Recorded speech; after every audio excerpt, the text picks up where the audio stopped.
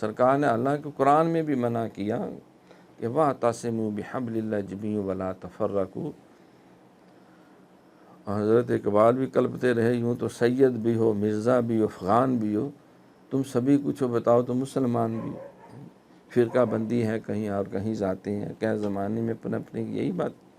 اگر فرقوں کو ہی کہا جی وہ فرقی بھی ہیں تو یہ صرف 10 لاکھ مسلمان ہیں، تو یہ جو کہتے ہیں جی 1.25 کروڑ 1.5 ارب کے قریب مسلمان ہیں، تو وہ باقی کیا ہے؟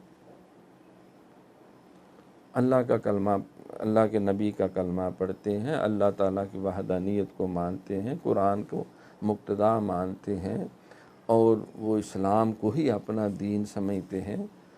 باقی اعمال میں بعض معاملات میں نقطہ نظر میں کمی بیشی ہو سکتی ہے۔ اب یہ تو نہیں اب کہا جائے کہ ان کی نیتیں ہی خراب ہو گئیں، تو جب آج کے دور میں بھی یہ کیفیت ہے